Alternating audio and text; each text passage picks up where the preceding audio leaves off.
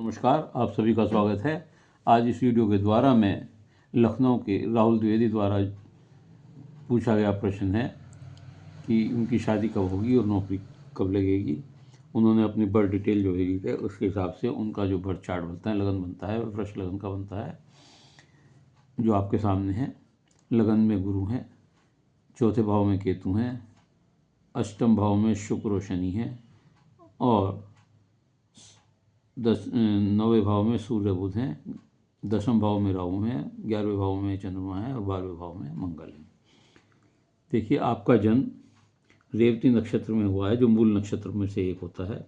बड़ा अच्छा रेवती नक्षत्र बड़ा अच्छा होता है। लोग ऐसे लोग तरक्की करते हैं, विदेश यात्राओं में विदेश यात्राएं बहुत करते हैं और धार्मिक उद्देश्य से भी करते हैं और साहित्यिक रचनात्मक कार्यों के लिए भी ये विदेश यात्रा करते हैं। इस तरह की कुंडलियों में जिन रेवती नक्षत्र में जैसे स्वामी विवेकानंद जी का जन्म हुआ था, वो बड़े प्रतिष्ठित हुए, विदेश यात्राएं भी हुई और बिना धन स्थिति के विदेश यात्राएं हुई और प्रसिद्धि पाई और बिना पैसे के यश प्राप्त किया उन्होंने। आपकी कुंडली वृष लगन की है। इसके अलावा मैं ज़रा सा और ये कह दूं कि अगर आपने मूल शांति बचपन में ना कराई गई हो, तो अगर आप मूल शांति करा लेंगे तो आपके जो कार्य विलंब से हो रहे हैं उनमें कमी आएगी। वृष लगन की कुंडली है जिसके स्वामी शुक्र छठे भाव के स्वामी होकर के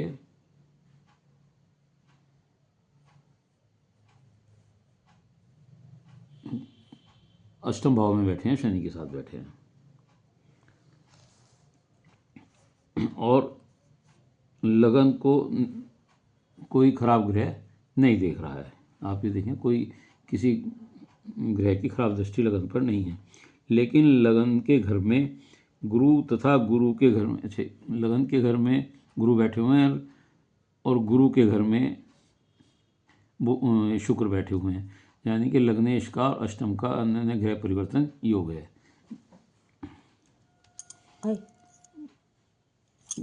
ग्रह परिवर्तन योग है तथा लगन में बैठे गुरु पत्नी स्थान को देख रहे हैं, सप्तम भाव को देख रहे हैं तथा 12वें भाव में बैठे हुए मंगल भी इसे पत्नी भाव को पूर्ण दृष्टि से देख रहे हैं, मांगलिक योग बनाते हैं। महादशा जो आपको चल रही है, चंद्रमा की महादशा चल रही है और शनि आपका भाग्येश है, जो 36 वर्ष के बाद भाग्य देता है तथा विलंब से सभी कार्य कराता है। शनि की वजह से सब काम में, क्योंकि इनकी गति धीरे होती है और हर काम को विलंब से कराते हैं, तो इसलिए आपके हर कार्यों में विलंब होता है। चंद्रमा में मंगल का अंतर 25/11/25 से लेकर 28/6/26 तक है तथा चंद्रमा में गुरु का अंतर 28/12/27 से लेकर 28/4/29 तक है। इस प्रकार चंद्रमा में मंगल के अंतर में अथवा चंद्रमा में गुरु के अंतर में विवाह और नौकरी का या कारोबार का योग आपका बनता है, लेकिन ग्रह स्थिति के अनुसार पत्नी से मतभेद रहेगा, स्वास्थ्य समस्या रहेगी, परिवार का सहयोग रहेगा, विरासत से जायदाद संपत्ति मिलने के योग हैं। विवाह में भी आपको धन लाभ की प्राप्ति होती है। बीमे से भी आपको, जहाँ विरासत संपत्ति मिलेगी, बीमे से भी आपको धनराशि की प्राप्ति हो सकती है। और शनि शुक्र जो हैं आपके अष्टम भाव में बैठे हुए हैं, ये विदेश योग देते हैं। मंगल भी विदेश योग देता है।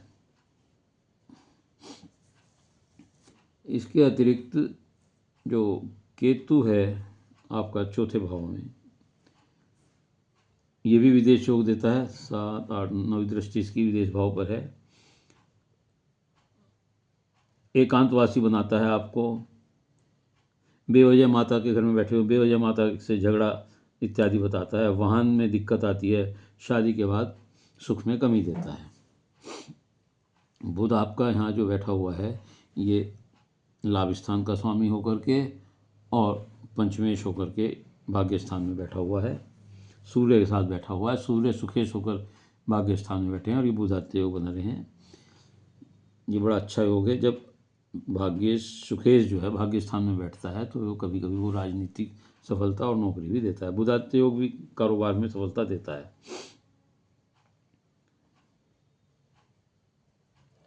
गुरु की भी इस पर दृष्टि पड़ रही है। 9वीं दृष्टि गुरु की भाग्य स्थान पर पड़ रही है, जो भाग्य की प्रबलता को बढ़ाता है। प्रारब्ध के कारण आपको फल मिलेंगे। भाग्य शनि अष्टम में होने से परिणामों में देरी आएगी। राहु दशम भाव में बैठे हुए हैं, राहु पर केतु की दृष्टि पड़ी हुई है तथा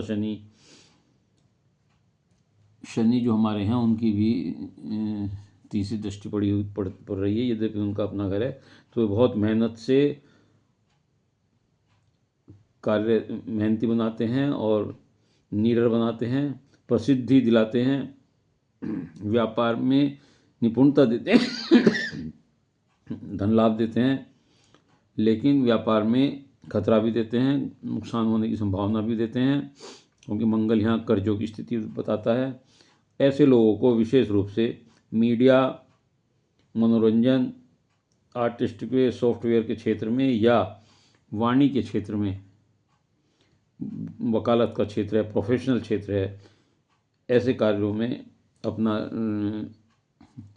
कार्य क्षेत्र चुनना चाहिए। चाहे वो नौकरी का हो या प्रोफेशनल हो तो आप उसमें वकालत कर सकते हैं या इन बिजनेस भी कर सकते हैं। तो इन्हीं क्षेत्रों से संबंधित कार्यों का आप काम कर सकते हैं।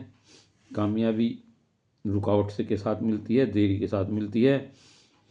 ऐसे लोगों को गलत माध्यम से रुपया कमाने की रुझान होता है, जिस कारण पुलिस और कोर्ट केस पर झेलने पड़ सकते हैं। ऐसे लोग सफल भी होते हैं, प्रतिष्ठित लोगों से इनका संपर्क होता है। कैरियर भी इन्हें कई बार, चाहे वो बिजनेस है या नौकरी है, जगह बदलनी पड़ती है। मंगल 12वें भाव में है, ज़्यादा अच्छा नहीं होता। विवाह के बाद भाग्योदय होता है, भावनाएं दबा कर रखते हैं, पर्दे के पीछे रहकर कार्य करना पसंद करते हैं, धार्मिक कार्यों में रुचि लेते हैं, कार्य के सिलसिले में विदेश में कई बार भ्रमण करना पड़ता है, पत्नी से अनबन होती है, बीमारी पर खर्च होता है। व्यापार अगर करते हैं तो उसमें हानि होने के, कर्ज लेने के और लॉस के डर होते हैं, धोखा होने के डर होते हैं। इसलिए प्रेफरली ऐसे लोगों को वैसे नौकरी करनी चाहिए, क्योंकि सूर्य भी यहाँ पर बैठा हुआ है। तो मैं समझता हूँ कि आपके दोनों प्रश्नों का उत्तर आपको मिल गया है। यदि आप इस वीडियो के से संतुष्ट हों तो इसे लाइक करिएगा, शेयर करिएगा और कमेंट्स बॉक्स में जाकर अपने विचार लिखिएगा। इसके अलावा यदि किसी और का कोई प्रश्न हो तो वह मेरे चैनल को सब्सक्राइब करते हुए अपना एक प्रश्न अपनी डिटेल के साथ भेज सकता है। उत्तर अवश्य दूंगा, लेकिन उत्तर के लिए आपको धैर्य रखना पड़ेगा, क्योंकि प्रश्नों की सूची बहुत अधिक है। धन्यवाद।